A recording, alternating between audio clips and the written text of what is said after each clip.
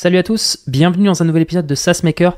Alors, cherchez un petit peu des sujets de vidéos qui pourraient être intéressants de traiter dans le domaine du SaaS. Et Ilyes m'a donné une idée intéressante. M'a conseillé de prendre chaque métrique importante dans l'industrie du SaaS et de les traiter une par une et de voir un petit peu en détail, d'en parler pour voir les différentes, comment on la calcule, comment on les réduit, comment on fait pour toutes les techniques, etc., que d'autres SaaS peuvent mettre en pratique pour déterminer toutes ces métriques importantes. Et la première métrique qui m'est venue à l'idée, c'est de parler du churn. Parce que finalement, en fait, quand on regarde Internet et Twitter, etc., beaucoup de gens parlent du MRR, mais puisque finalement, c'est une métrique qui a beaucoup de... qui est très intuitive, parce que finalement, c'est l'argent qui rentre chaque mois dans les caisses.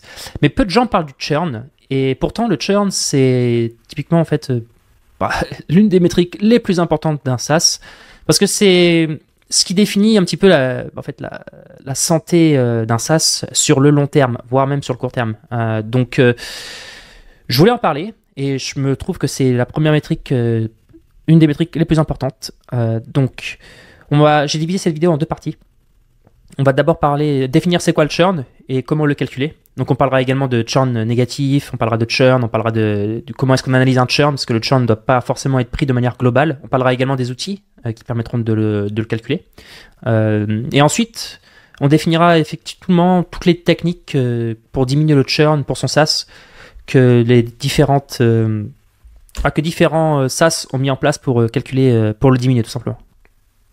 Alors, le churn, finalement, pourquoi c'est important? C'est parce que c'est la mort du SaaS.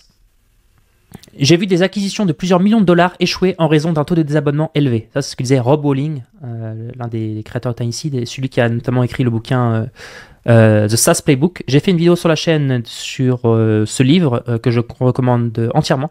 N'hésitez pas à aller la regarder si ça vous intéresse. D'ailleurs, il a fait un chapitre, pas un chapitre, mais il y a une bonne partie du chapitre 4 qui traite du churn.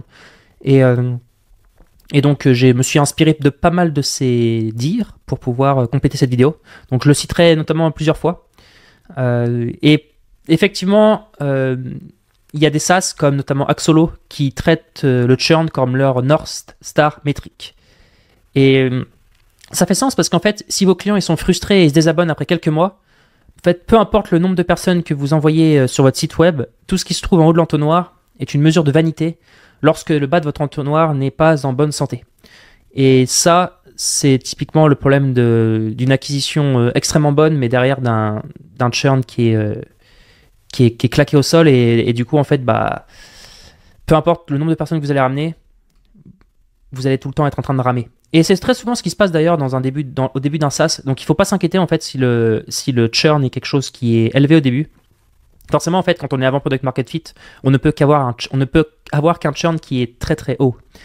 Alors, il y a certaines personnes qui vont se demander c'est quoi le churn finalement. Alors, une définition que j'ai trouvée, c'est que le churn, c'est le pourcentage de personnes qui annulent leur abonnement chaque mois. Et en fait, c'est le talon d'Achille qui tue ou stagne les applications SaaS. Rob Walling cite que si vous parvenez à maintenir un faible taux de churn, la croissance est beaucoup plus facile. Si le churn est élevé, c'est une force qui est très difficile à dépasser. Il continue en expliquant que c'est une mesure critique, car elle vous permet de calculer quand le chiffre d'affaires va se stabiliser. Et en fait, là, on arrive sur une notion importante du churn, c'est que le churn permet de calculer quand votre SaaS il va plateau. Et on en reviendra après en détail avec des exemples clairs. À un certain point, le nombre de nouveaux clients que vous acquérez sera égal au nombre de clients que vous perdez chaque mois. Cela entraîne une croissance nulle pour votre entreprise. En fait, c'est-à-dire que, imaginons qu'on ait un taux de churn qui fasse que chaque mois on perd 100 clients, par exemple. Donc on en acquérit 100. En fait, et que chaque mois on en acquérit 100. En fait, au bout d'un moment, en fait, on finit par atteindre une section de plateau qui fait que si on n'arrive pas à réduire notre churn, ça va être très difficile de croître. Et d'ailleurs, je ferais même remarquer un point que j'ai vu à plusieurs reprises. Alors, c'est pas vrai pour tous les SaaS, mais souvent les courbes de croissance des SaaS sont en escalier. Voilà. Des fois, on a des exponentielles, mais en fait, si on dézoome et qu'on a sur une durée suffisamment longue, on voit souvent des espèces d'escaliers. Et ces escaliers-là, très souvent, sont dus à à des itérations très fortes sur le produit ou des ajouts de fonctionnalités ou tout simplement enfin, ça peut venir de plein de points ou d'un churn qui baisse parce qu'on finit par en fait, grimper, boum, boum, et ça fait des escaliers comme ça. Alors c'est pas vrai pour tous les SaaS, hein, il y a des SaaS qui croient de manière exponentielle des fois même, mais en fait j'ai vu beaucoup de SaaS quand on dézoomait, notamment le mien, on voit clairement les escaliers. Et ça vient notamment en tout cas dans mon cas, du churn que j'ai réussi à régler au fur et à mesure par différentes itérations produits. Alors, cela entraîne une croissance nulle pour votre entreprise. Vous avez atteint le nombre maximum de clients et de revenus que vous pouvez atteindre sans apporter de changement. Donc sans apporter de changement au produit. Ou à notre stratégie d'acquisition aussi, ou de ciblage. On en reviendra après sur tout ce qui est Ideal Customer Profile. Parce que ce qu'il faut comprendre, c'est que je vais pas aller trop loin, on en parlera après sur comment est-ce qu'on regarde le churn d'un point de vue global, mais regardez d'un point de vue par segment, parce que le regarder d'un point de vue global, c'est pas forcément toujours très judicieux. Alors, c'est un calcul simple. Si vous générez 5000 $ de MRR chaque mois et que vous avez un taux de churn de 10%, en fait, ce qu'il faut faire, c'est que vous mettez 5000 divisé par 0,10. Ok, par votre churn en fait, 10%. Donc 5000 divisé par 0,10, ça vous fait 50 000 $. Si vous ne modifiez rien dans votre entreprise, vous atteindrez un plateau à 50 000 $ de MRR. Parce qu'en fait, on génère 5 000 $ de MRR chaque mois et on a un taux de churn de 10%. Ce plateau devrait vous faire craindre, devrait vous inquiéter, car les plateaux de SaaS sont brutaux. Ils sont souvent difficiles à résoudre car ils peuvent nécessiter une refonte stratégique de votre produit et votre focus client ou de vos approches marketing. Donc là, on voit un triptyque intéressant. Il parle de produit. Donc, pour réduire le churn, on peut soit travailler sur le produit, soit on peut changer de cible en travaillant sur un focus client plus important. Par exemple, si on a un client un exemple très simple, on a des agences de sales et des SaaS. Okay, on a ces deux topologies de clients sur notre produit. On se rend compte qu'il y en a un qui ne churn pas, on va dire les SaaS, et que les agences sales, en fait, elles utilisent notre produit ponctuellement. Elles s'abonnent 3 mois par exemple, et après elles churnent. Puis elles peuvent revenir, mais en tout cas elles churnent très vite. Parce que leur usage est très ponctuel. En fait, il va peut-être falloir se concentrer justement, faire un focus client sur les SaaS. Parce qu'on a un taux de churn qui est beaucoup plus intéressant sur cette cible-là. Et quand il parle des approches marketing, on y reviendra après, mais il fait référence par exemple aux canaux d'acquisition et d'avoir un churn par canal d'acquisition. Parce que il faut bien se rendre compte que mettre les gens qui viennent de l'inbound avec les gens qui viennent de la publicité, avec les gens qui viennent de l'outreach pur, c'est-à-dire en campagne d'email, dans cold email par exemple, là en fait si vous mélangez tout ça, ça va être compliqué de voir s'il y a un canal d'acquisition qui est meilleur que l'autre et sur lequel justement en fait il serait plus intéressant de se concentrer. Il y a une notion que j'ai appris aussi en lisant le SaaS Playbook, c'est qu'il parle de net negative churn. En fait, votre entreprise réalise un net negative churn lorsque vos revenus d'expansion dépassent les revenus perdus en raison de la résiliation des clients. En fait, ça peut être difficile à comprendre, mais un churn de 4% signifie que vous perdez 4% de vos revenus récurrents chaque mois. Okay, mais un churn de moins 4% signifie que vous gagnez 4% de revenus récurrents supplémentaires chaque mois sans ajouter de nouveaux clients. Alors, comment est-ce que c'est possible d'avoir du coup un net negative churn, c'est-à-dire d'avoir un taux de churn qui soit de moins 4% quand on rajoute aucun client? Et bien en fait, c'est parce qu'on arrive à upseller des clients. C'est-à-dire qu'on a des clients existants et ce qu'on va faire, c'est qu'on va les faire payer plus. Parce qu'ils vont vouloir avoir accès à une fonctionnalité supplémentaire. Parce qu'ils vont tout simplement rajouter des utilisateurs sur leur compte. Et tout ça, ça peut mener à avoir quelque chose qui est extrêmement... qui est une métrique qui vaut de l'or, c'est le net negative churn. Quand on arrive à atteindre ça, on est souvent très très bien placé et on a souvent une force de frappe très efficace avec des customer success ou tout simplement un produit ou un modèle qui fonctionne extrêmement bien. Alors, au début de son SaaS, d'ailleurs, il donne une métrique intéressante. En fait, il dit « Concentrez-vous sur la perte de revenus. Pour le calculer, divisez le MRR brut des annulations sur un mois donné par le MRR initial de ce mois. » En gros,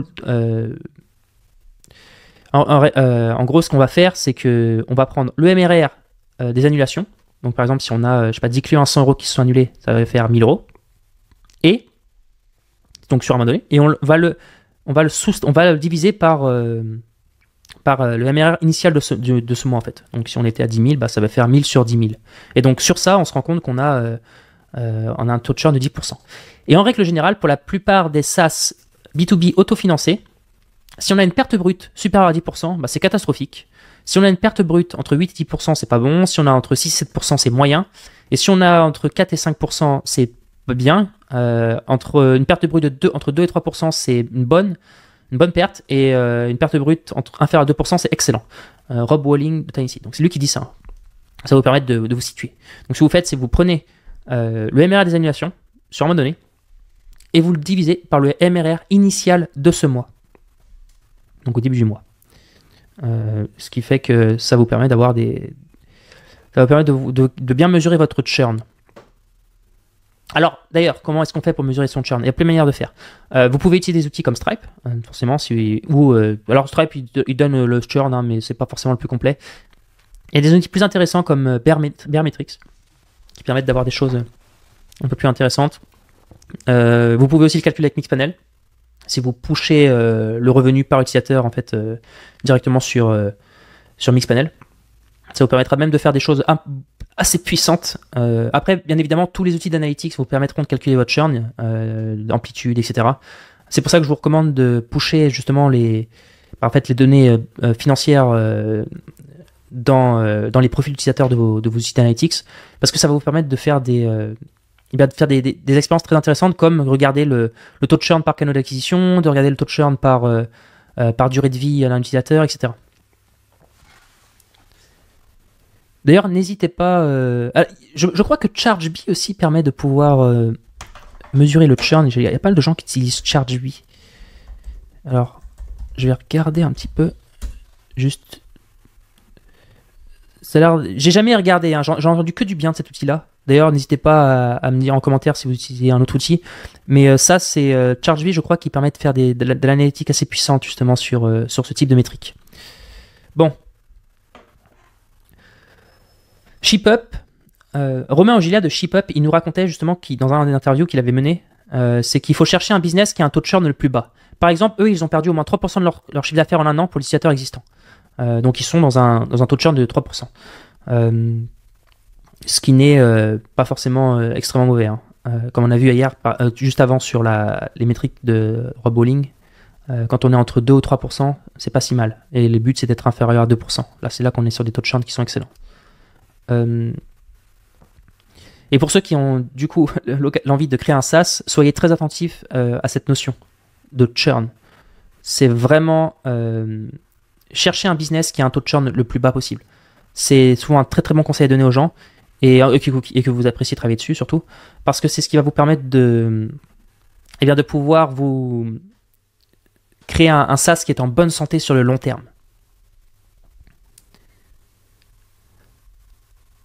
Au début de la création de votre entreprise, le nombre de clients qui résilient n'a pas beaucoup d'importance car vos chiffres sont trop petits pour être significatifs.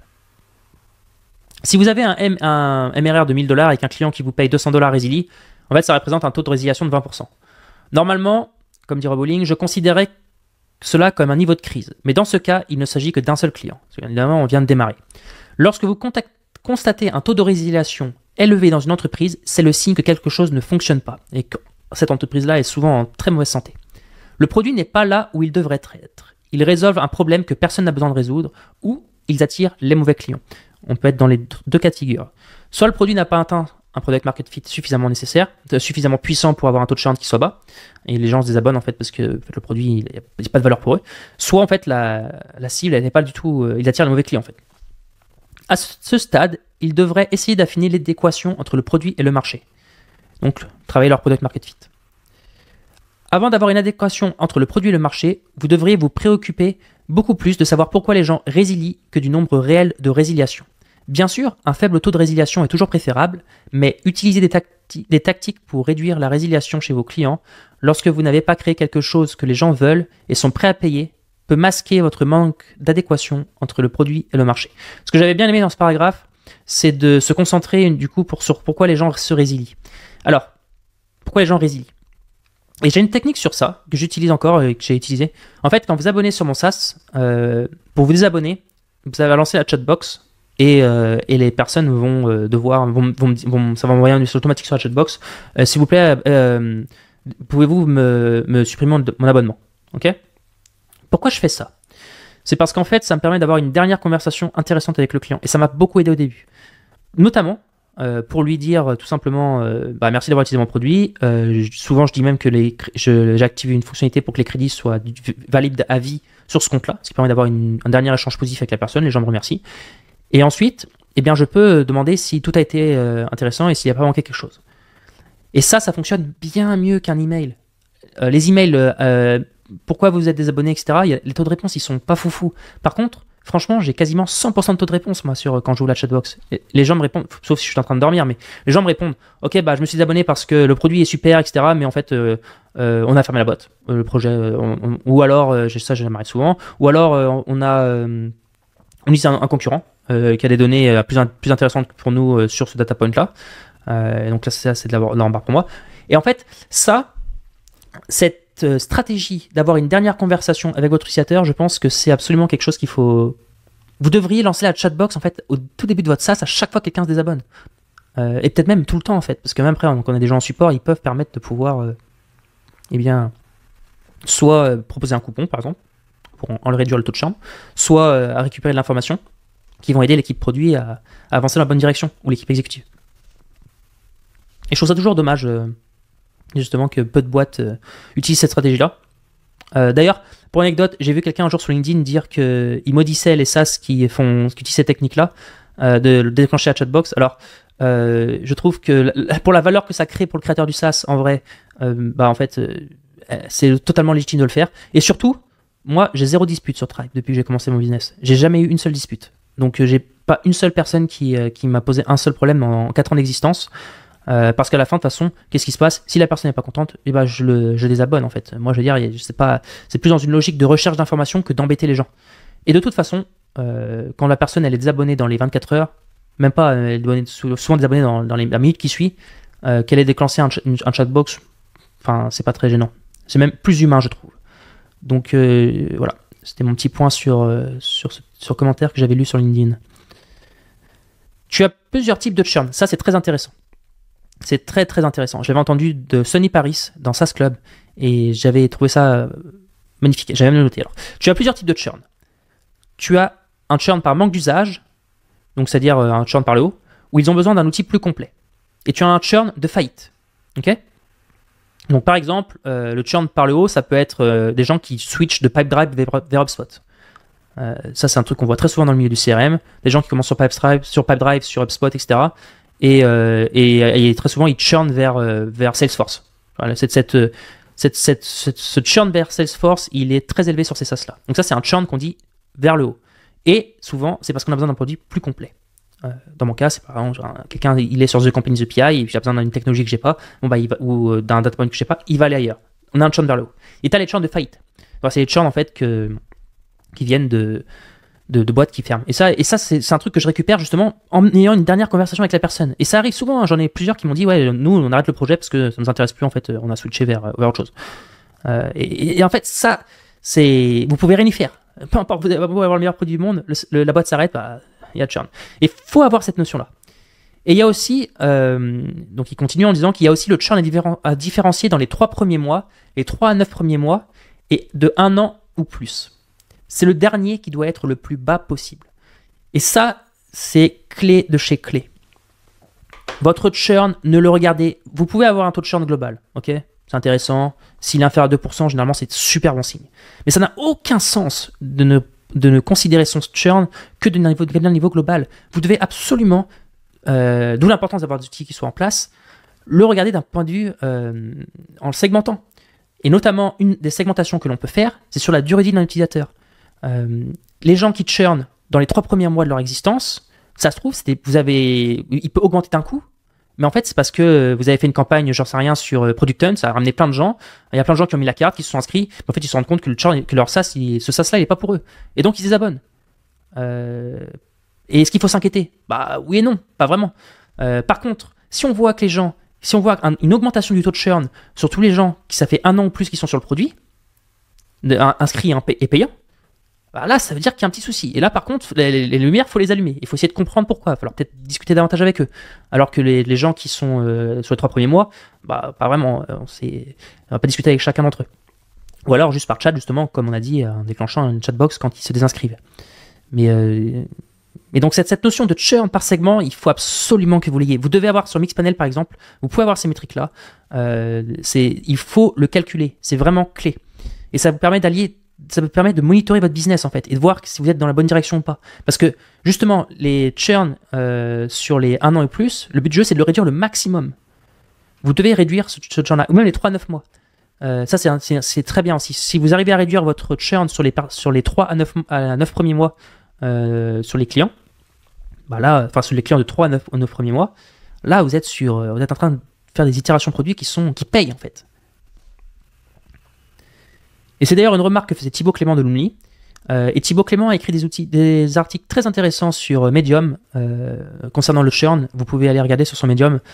Il explique qu'il ne faut pas analyser le churn de la même manière. Des gens qui churn après 3 ans, c'est différent de ceux qui churn après 3 ou 6 mois. C'est pour ça qu'il faut regarder par cohorte. Mécaniquement, quand on scale et qu'on rajoute beaucoup de clients, on va augmenter le churn global, mais pas forcément celui de ceux qui sont clients depuis plusieurs années. Il faut donc comprendre le profil de ton churn et regarder par cohorte. Il y a une période d'antériorité qu'il faut prendre en compte. C'est exactement ce qu'on a dit juste avant avec Sonny Paris. C'est clé. Vraiment, cette notion de cohorte et de segmenter par cohorte et de durée de vie des clients, franchement, c'est le b.a.-ba de quelqu'un qui a un dashboard sur Geekoboard avec son SaaS. C'est vraiment le b.a.-ba. D'ailleurs, dans son bouquin, Rob Olling, il parle de aussi segmenter les résiliations par canal d'acquisition. Et ça a été vraiment utile pour eux. En fait, apprendre que la valeur, la lifetime value d'un prospect pair par clic qui vient de la publicité est bien inférieure à la moyenne, ça leur a évité de gaspiller beaucoup d'argent. Parce qu'en fait, ce qui s'est passé, c'est que je vais même corriger ici, PPC, et au lieu de mettre valeur vie, on va mettre lifetime value. Bah, ce qui se passe, c'est que lui, il se rend compte qu'il fait de la publicité. Et puis tout le trafic qui vient de la publicité, bah, en fait, il convertit, certes, il y a des gens qui payent. Mais la lifetime value, elle est dégueulasse. Alors, du coup, la lifetime value, elle est très... On fera d'ailleurs un épisode sur ça, mais sur cette métrique, mais la lifetime value, elle est totalement liée au churn. Hein. Alors là, c'est 2 métriques qui sont totalement imbriquées. Hein. Sauf dans le cas où vous vendez des choses très très très très chères et vous pouvez faire exploser la lifetime value, certes. Mais la lifetime value et churn, c'est 2 métriques qui sont cousines et quand l'une augmente, l'autre a tendance à diminuer. Et cette notion de regarder le churn par canal d'acquisition, faites-le.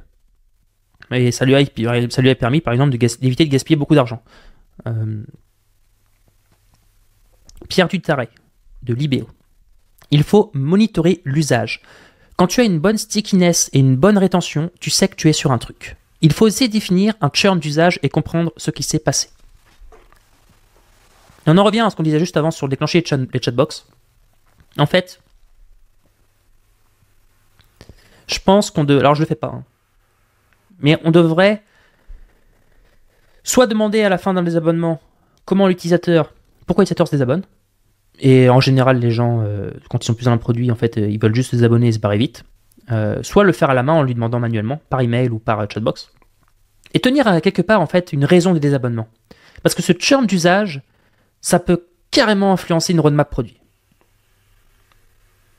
Donc, il faudrait avoir dans Notion quelque part tous ces churn. Je le fais pas, je devrais le faire. Et peut-être que je profiterai de cette vidéo pour me le faire. Mais Laura Bokobza expliquait un point aussi qui est important à noter sur le churn.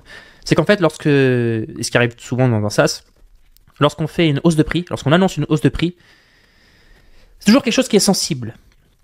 Et c'est un calcul qui va demander un peu de mathématiques. On a eu l'exemple de Netflix récemment. Netflix qui en fait décide de mettre en place d'abord un abonnement avec de la publicité, puis après progressivement de cut un plan sans publicité. Je sais plus maintenant le plan sans publicité, le moins cher, il a $14, un truc comme ça. Forcément, là vous êtes sur des notions de de lifetime value et de churn. Le but, c'est d'essayer de réussir par un calcul mathématique à voir où est-ce qu'on est gagnant. Parce que forcément, là, on est sur des notions absolument très sensibles lorsqu'on augmente un prix. Et c'est pas parce qu'on est dans la tech qu'il faut oublier les bons vieux standards du business, de faire des prévisions, de faire des PNL, de faire des hypothèses de churn, de croissance, etc. D'où l'importance de connaître ces métriques. Si vous connaissez pas bien vos métriques, en fait, ça va être très difficile. Vous allez naviguer à l'instinct et dans le brouillard. Et ça peut vous rendre le fait de prendre des décisions qui sont sensibles comme une augmentation de pricing, en fait, beaucoup plus difficile.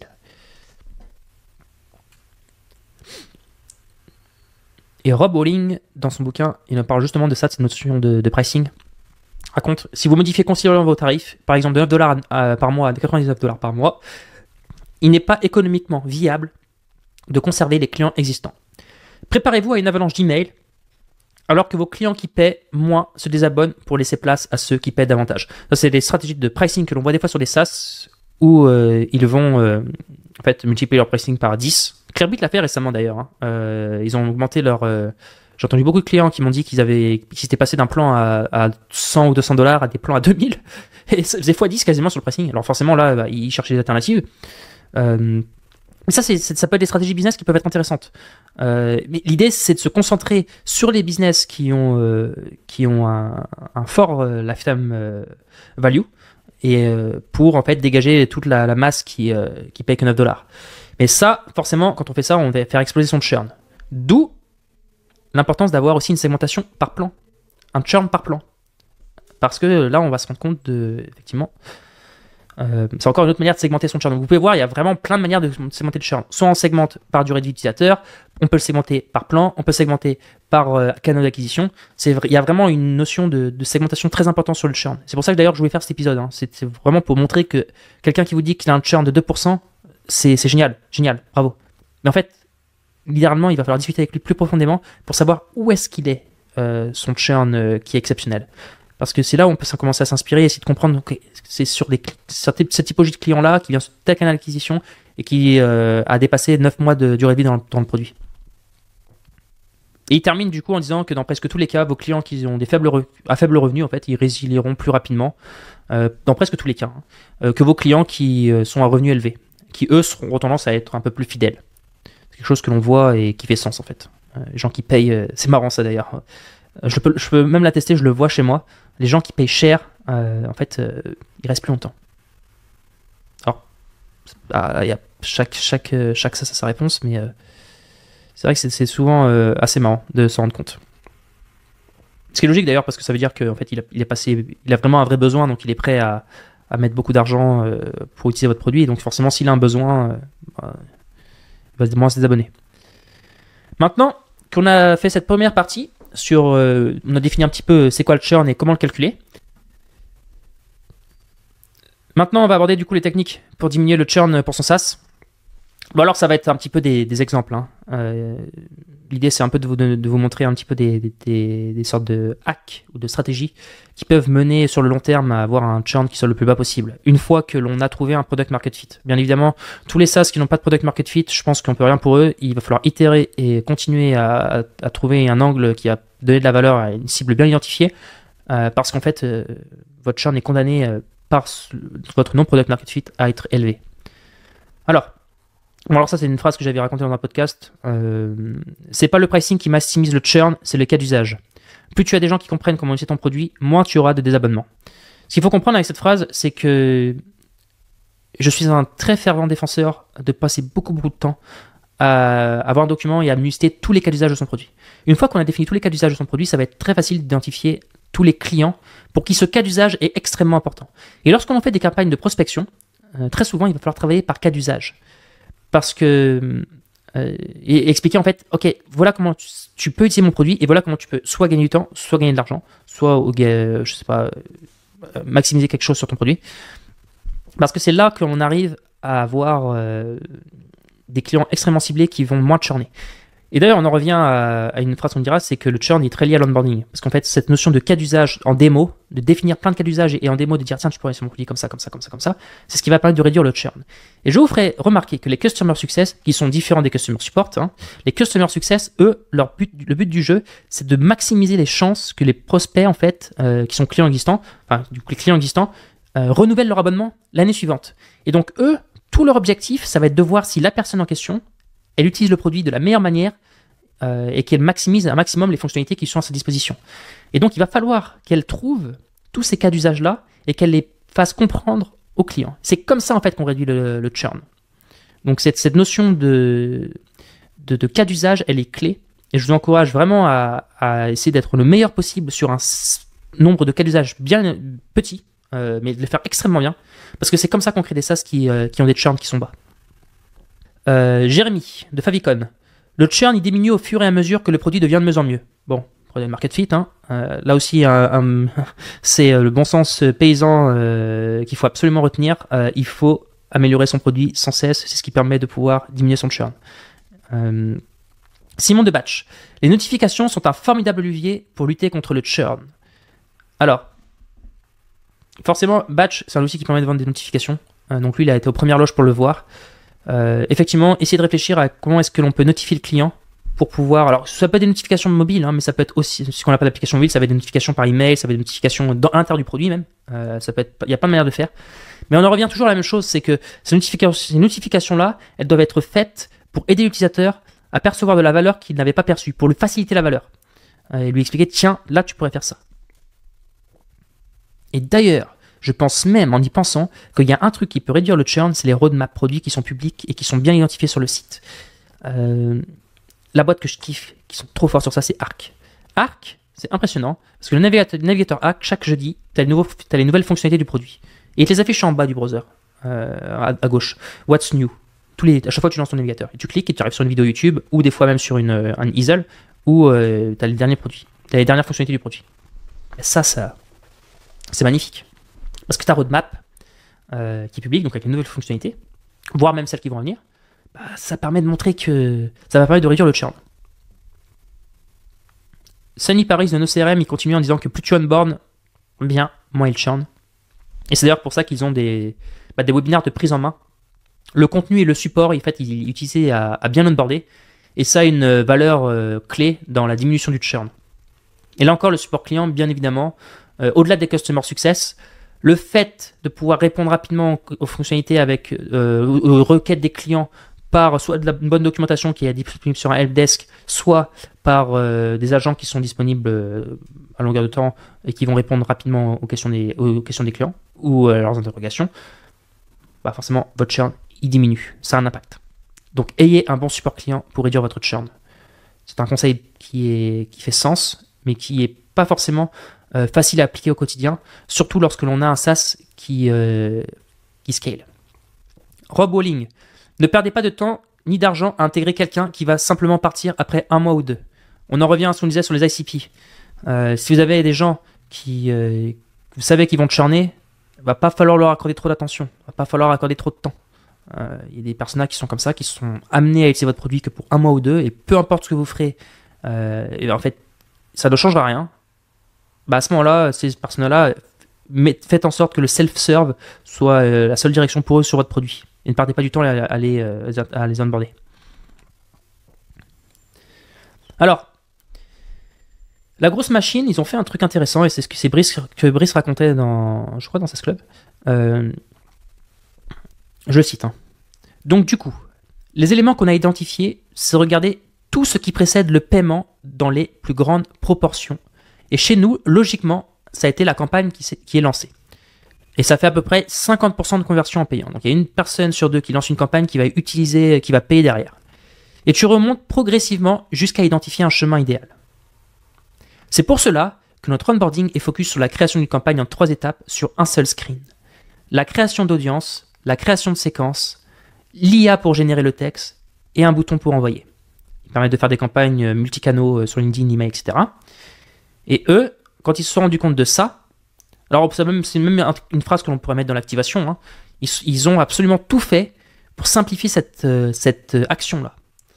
Et forcément, lorsqu'on a une campagne lancée et qu'on simplifie ça, on va aussi non seulement augmenter le taux de conversion à l'achat et réduire le taux de churn. Parce que l'IA va permettre de générer un texte qui est plus intéressant et surtout, tout est beaucoup plus câblé. Et je pense même que c'est une remarque qu'on m'avait fait sur les outils de campagne multicanaux. En fait, quand tu es livré à toi-même, tu es assez vite paumé et comme tu es assez vite paumé et que tu as mille et une décisions à faire, parce que c'est quand même des outils qui sont censés...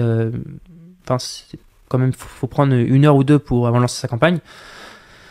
Bah en fait, la chance que tu ne lances jamais, voire que tu lances une campagne qui est foireuse parce qu'en fait, elle n'est pas bien du tout optimisée, comme on peut en voir 150 000 tous les jours, bah en fait, la personne, tu lui envoies un message automatique quelque part et il ne croit pas dans ce que tu lui racontes. Parce que, je sais pas, des trucs bateaux du style quel parcours incroyable, je viens de fréquenter votre LinkedIn, quel parcours incroyable, bravo, je suis épaté, blabla. Là, en fait, tu as cramé que c'était un message. La personne, elle connaît une idée dedans, elle essaie déjà de te flatter. Enfin, c'est un peu la logique du corbeau et du renard de La Fontaine. En général, tu passes vite au message suivant. Et puis, c'est pas du tout. Ça convertit pas, quoi. Donc, le fait de travailler leur message et d'utiliser l'AI et surtout d'avoir tout en une seule screen, c'est quelque chose qui va réduire absolument le charme. Bon, c'était un exemple de facilitation de l'onboarding en détectant. Ce qui était intéressant dans cette phrase, c'est comment ils ont fait pour identifier l'action clé. Ils ont pris le paiement et ils ont regardé toutes les actions qui précédaient ce paiement-là. Et c'est l'action qui a été le plus revenue, en fait, c'était la création de campagne. Donc n'hésitez pas à faire la même chose chez vous, de voir qu'est-ce qui fait que les gens payent, de regarder l'usage et de voir en fait l'action qui mène à ce paiement-là. Il faut toujours regarder d'où est venu un client. C'est très important pour le churn et l'onboarding. Par exemple, pour focus dans l'onboarding où les gens churnent le plus.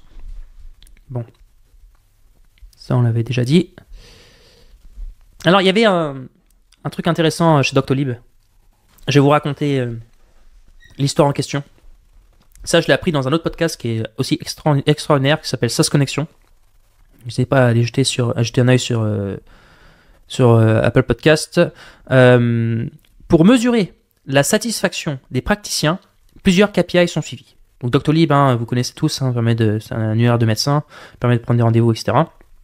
Et donc pour mesurer la satisfaction des praticiens, ils ont plusieurs KPI. Donc le NPS, Net Promoter Score, on fera d'ailleurs une vidéo sur ce sujet-là, et le score du paramétrage, avec plusieurs critères qui se mettent à jour en temps réel avec des voyants rouges et verts sur le tableau de bord sur lequel les commerciaux sont formés. En fait, et qui leur est très utile lors de l'intégration pour les informations à saisir et la configuration, ainsi que pour accéder à la communauté des Doctolib, etc. En gros, quand un sales onboard un client, ils ont un dashboard et avec plein d'actions qu'ils doivent faire. Et ces actions-là, en fait, quand ils vont le faire, ça va définir un score. Ok ? Pendant 6 mois, l'équipe commerciale est responsable de la gestion des comptes, en assurant leur intégration et leur utilisation. Cela diffère du rôle de l'équipe Customer Success, qui se charge du suivi des comptes. Okay. Customer Success, c'est le suivi des comptes. Un outil est également utilisé pour exporter les comptes à risque de churn. Tout cet accompagnement est l'un des grands succès de Doctolib. Et c'est là où je voulais en venir. C'est que Doctolib, ils ont un outil dans leur dashboard qui permet d'exporter les comptes à risque de churn. Et ça, c'était une autre technique en fait pour réduire son churn. C'est de réussir à détecter qu'est-ce qui fait qu'un compte va churner parce qu'il n'a pas fait suffisamment d'action et automatiquement pouvoir exporter ses comptes. Alors, au début, quand on a un SaaS qui démarre, on va pas mettre en place ce genre d'outil, mais c'est quand même marrant de voir un SaaS avec des centaines de milliers de clients, ou dizaines de milliers de clients, je sais pas combien de praticiens sur le Doctolib, mais un bon gros paquet, sûrement des dizaines de milliers, de voir en fait comment ils arrivent à trouver des techniques pour en fait toujours réduire ce churn. Et une des techniques justement, c'est d'avoir une feature qui exporte les comptes à risque de churn. Alors c'est une sacrée équation, mais ça vient notamment du score de paramétrage qui peut être très bas. Ça peut venir de plein de choses en fait. Et je ferai une vidéo sur ce sujet-là, mais il faut absolument que vous définissiez des points sur votre SaaS. Quand un utilisateur s'inscrit et il fait des actions, assignez un nombre de points en fait par action. Dans le cas de la grosse machine, par exemple, tu crées une campagne, ça te fait 100 points. Tu remplis, tu t'inscris, puis après derrière tu vas, mettre à jour le pays ou mettre ton VAT number, j'en sais rien, un nombre de points. En fait, ce nombre de points-là, il est intéressant parce que ce qui va permettre de pouvoir voir un mec qui paye, s'il a un nombre de points très élevé, très faible, ça veut peut-être dire que le churn, il a un risque de churn qui est haut. Parce qu'en fait, il n'a pas fait énormément d'actions sur le produit, il a payé. Et justement, essayons d'augmenter ce nombre de points chez son utilisateur grâce à des équipes alors, en l'occurrence, chez Doctolib, c'est les sales qui le font, mais grâce à lui expliquant plein d'autres actions qu'il peut faire pour augmenter son nombre de points et réduire son taux de churn. Vous pouvez utiliser Mixpanel pour ça. Vous incrémentez un champ propriété score sur la fiche profil des utilisateurs et ça se fait tout seul. Et c'est pas super long à mettre en place. Franchement, en une matinée, c'est fait. Même beaucoup moins. Quelques heures. Matera. Raphaël Di Meglio. Il regarde beaucoup le churn et le NPS pour savoir où ils doivent mettre les efforts. Il utilise Wootrick pour le NPS, donc W-O-O-T-R-I-C. Et le taux de réponse est d'environ 15 à 20%. Alors là, vous pouvez voir que ça fait souvent... D'ailleurs, Doctolib, ils en parlent aussi du NPS. Cette notion de churn, elle est très liée à la satisfaction. Et l'une des manières de mesurer la satisfaction d'un produit, c'est d'utiliser ce qu'on appelle le NPS, le Net Promoter Score. Très souvent, il peut être matérialisé de différentes manières, mais c'est souvent une bannière qu'on voit en bas ou un email qui est envoyé avec un score 1, 2, 3, 4, 5, 7, 8, 9, 10. Et les gens cliquent dessus. Ça peut être par exemple, est-ce que vous êtes satisfait de notre produit avec une question en fait. Donc les questions basiques, c'est est-ce que vous êtes satisfait de notre produit? Est-ce que vous recommanderiez notre produit à quelqu'un d'autre? Sur les 3 derniers mois, est-ce que vous avez senti que le produit s'est amélioré par rapport à votre usage? Voilà, ça peut être vraiment plein de questions. Et ce Net Promoter Score, qui peut être mesuré avec des outils comme Wootrick, va très souvent permettre de mesurer un compte qui va très probablement churner. Parce que quelqu'un qui vous met un 3, en fait, on va regarder en détail quelle est la raison de ce 3-là. Parce qu'il va définir après, souvent, une fois que tu as mis la note, il n'y a pas mal de faire, mais souvent tu as un texte area et les gens rentrent dedans des informations. Et alors, je sais que le Net Promoter Score, c'est quelque chose qui est assez décrié. Il y a des gens qui ne se servent à rien. Et je pensais ça aussi. Et un jour, à The Family, je me souviens, on en avait parlé avec l'un des partenaires qui s'appelait Gilles Barbier. Et il nous avait fait remarquer que le churn, en fait, que le Net Promoter Score, c'était pas du tout un truc qui servait à rien. Souvent, en fait, certes, quand on met un Net Promoter Score au début sur son site, on va avoir des bonnes notes, souvent. Mais l'idée, c'est de trouver la bonne question et surtout de laisser son NPS longtemps sur son site. En fait, il n'y a rien de plus... Il n'y a rien de plus, on va dire, stupide, c'est un peu dur, mais que de mettre son NPS pendant 15 jours ou un mois et de l'arrêter. Et de l'arrêter après. Vous devez le laisser sur la continuité. Parce qu'en fait, ce que l'on veut voir avec le NPS, c'est son évolution dans le temps, de manière à voir si, au fur et à mesure, on n'aurait pas poussé des fonctionnalités sur le site qui auraient détérioré progressivement l'expérience client. Et si on voit un Net Promoter Score qui diminue, parce que les gens sont de moins en moins contents de notre produit, en fait, ça veut dire ce que ça veut dire. Ça veut dire qu'on a probablement mis en place plein de choses qui a détérioré l'expérience. Et je pense qu'encore le NPS, il va falloir encore le segmenter. Et pas le regarder d'un point de vue global. Il va falloir segmenter par les gens qui payent, les gens qui ne payent pas, par plan, par type de plan. Mais les gens qui payent cher et on voit un NPS qui descend, généralement, c'est mauvais signe. Et là, on est content d'avoir mis un NPS parce qu'on se rend compte qu'il y a quelque chose qu'il va falloir creuser. Donc non, le NPS ne sert pas à rien. Peut-être qu'il est inutile de le mettre trop tôt en place sur son site, surtout quand on est sur une phase d'itération intensive où en fait, notre produit il change de semestre en semestre, parce qu'on touche plein de features, etc. Mais quand on est sur un SaaS costaud qui a son product market fit et qui rajoute des fonctionnalités par-ci par-là, et qui atteint une certaine taille, là le NPS est important. Hubble. Alors François de Hubble nous racontait: ce qui a été le plus dur, c'est de tenir sa vision. Donc, il lui racontait, lui demandait sûrement qu'est-ce que c'est le truc le plus dur en tant qu'entrepreneur.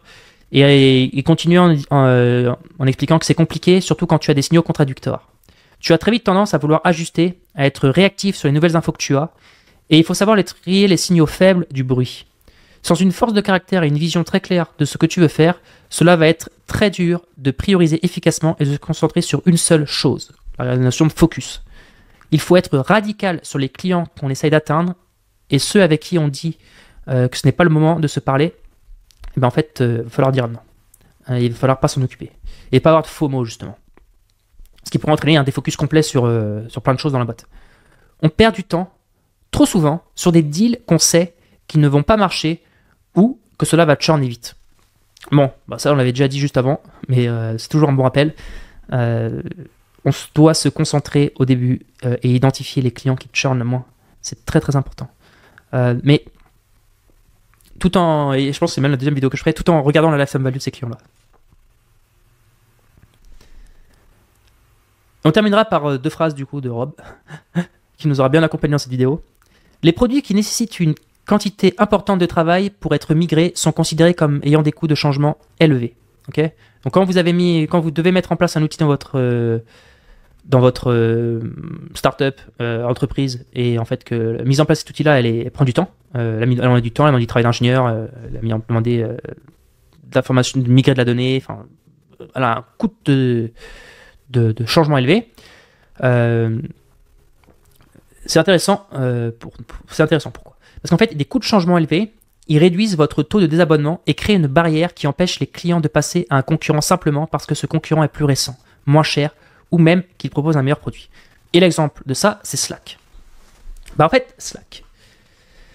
On pourrait tous se barrer sur Discord.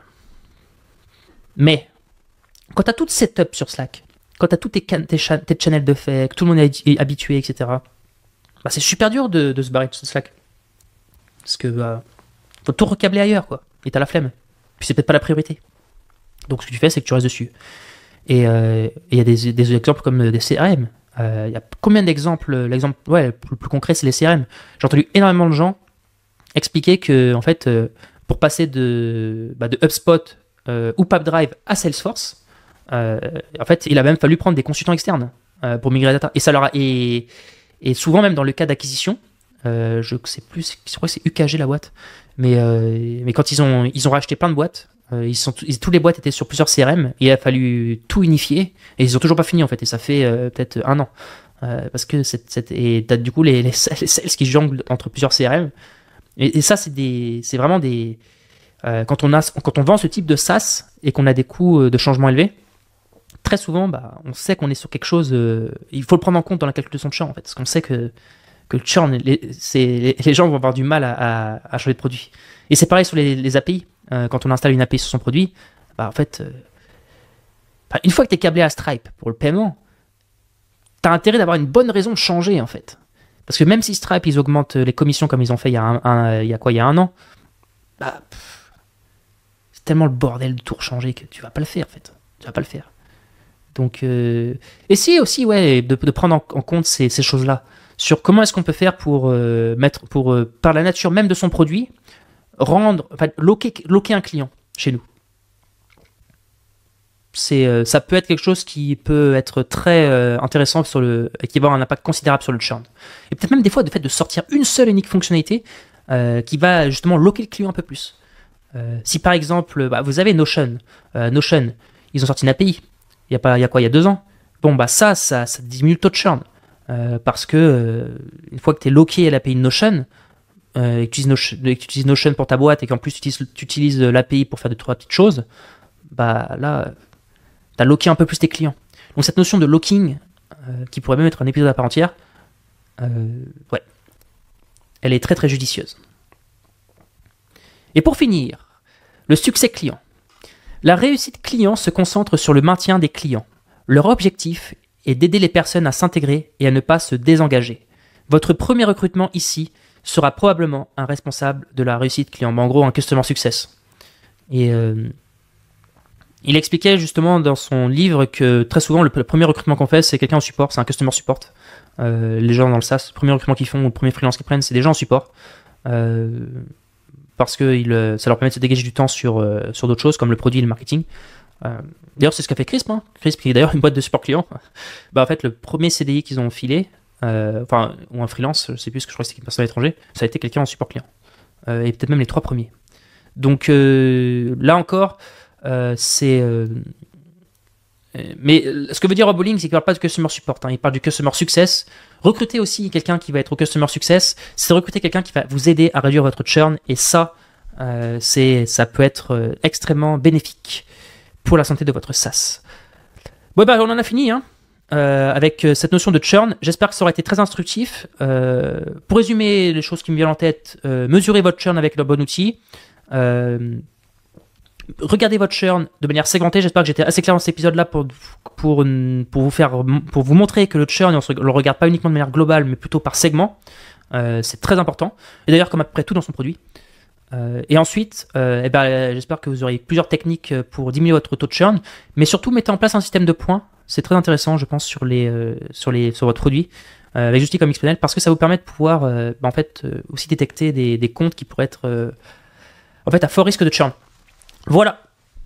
Je vous profite pour vous souhaiter une bonne année en avance. On est le 29 décembre eh bien, sur à l'heure à laquelle je fais cette vidéo. Je vais continuer les prochaines vidéos sur les métriques importantes dans le SaaS. Puis après, je viendrai sûrement parler d'autres sujets en rapport avec le marketing sur le SaaS, tel même le produit. On a prévu de faire plusieurs épisodes aussi à multiples, avec Valérian et d'autres invités. J'ai une liste de plusieurs invités que j'aimerais faire venir dans le podcast pour parler de différents sujets comme par exemple tout ce qui est force de vente, tout ce qui est outreach, et même tout ce qui est sécurité aussi, sur un SaaS. Il y a des gens très intéressants que j'ai autour de moi qui pourraient donner beaucoup de valeur. Donc je vous encourage à vous abonner si ça vous intéresse sur YouTube ou sur les plateformes de podcast pour ne pas louper les prochains épisodes, et aussi à mettre 5 étoiles pour supporter, pour donner de la force. Et sur ce, je vous souhaite une bonne année, une agréable santé et à bientôt.